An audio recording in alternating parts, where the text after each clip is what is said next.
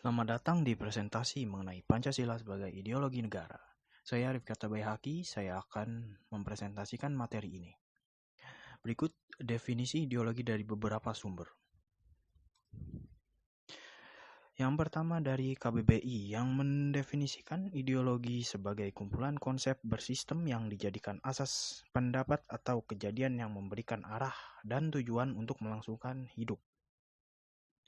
Yang kedua dari seorang sosiolog asal Hungaria yang bernama Karl Mannheim yang berpendapat bahwa ideologi adalah sebuah sistem yang memiliki fungsi untuk mempertahankan tatanan sosial tertentu.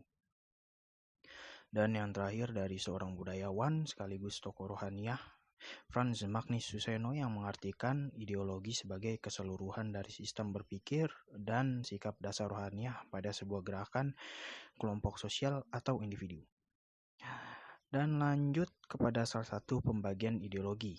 Yang akan kita bahas pertama adalah ideologi terbuka. Ideologi terbuka sendiri mempunyai ciri-ciri tersendiri. Dari penjabaran di bawah ini dapat dibilang bahwa ideologi terbuka adalah ideologi yang menjunjung tinggi pluralisme, transparansi, dan tidak menekan. Lalu ada contoh negara-negara. Negara-negara ini mempunyai ideologi terbuka. Amerika, Korea Selatan, Jerman, dan pastinya Indonesia. Negara-negara ini menjunjung tinggi pluralisme, rakyat-rakyatnya bebas berpendapat juga berperilaku, dan sering bersifat transparan dalam memberikan informasi terkait berjalannya negara. Ya, walau begitu terkadang ada yang ditutup-tutupi mungkin untuk menjaga kedaulatan atau memang ada kasus yang tidak ingin diketahui publik. Hei, tidak ada yang sempurna bukan? Dan kita beralih ke ideologi tertutup. Ideologi tertutup cenderung selalu menyebarkan propaganda dan menutup-nutupi informasi terhadap rakyatnya. Mereka juga cenderung memaksa dan mengekang rakyatnya dalam kehidupan pribadi, walaupun dalam beberapa negara tidak sepenuhnya mereka dikekang. Ya, contohnya seperti RRC atau Republik Rakyat Cina. Rakyat bebas saja beragama, tapi berpendapat atau memperintik pemerintah merupakan hal terlarang. Presiden RRC, Xi Jinping, seringkali diejek dengan gambar tokoh Disney, yaitu Winnie the Pooh, dan banyak yang dipenjara akibatnya. RRC yang merupakan negara komunis juga tidak memperbolehkan adanya pengaruh agama terhadap berjalannya negara. Rusia sedikit mirip dengan RRC dalam hal kritik terhadap pemerintah.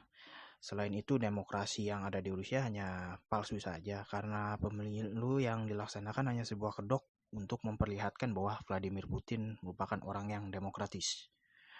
Dan yang paling terkenal adalah Korea Utara. Korea Utara sudah sangat terkenal akan sifat ketertutupannya.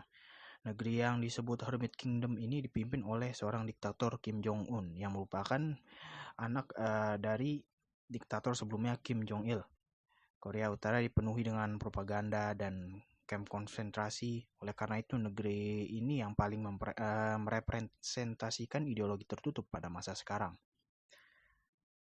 Dan lalu termasuk ideologi apa Pancasila itu?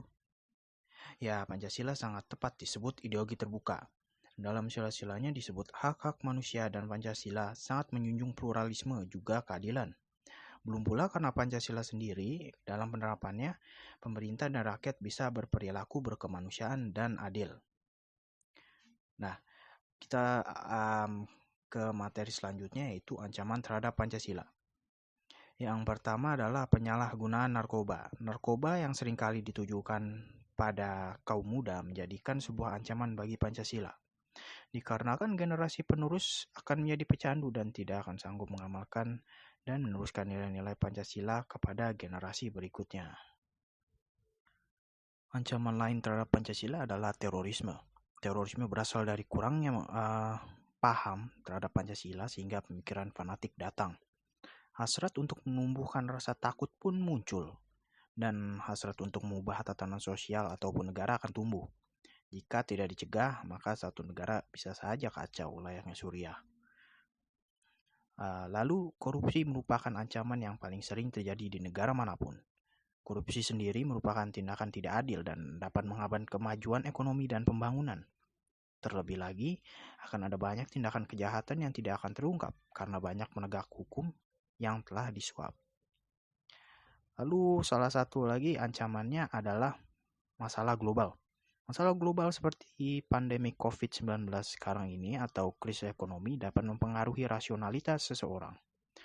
Jika masalah tersebut tidak dapat ditangani, maka dapat dipastikan akan terjadi kekacauan yang penuh dengan penyimpangan nilai-nilai Pancasila oleh masyarakat yang putus asa. Berikut materi yang telah saya paparkan. Terima kasih atas tontonannya. Terima kasih.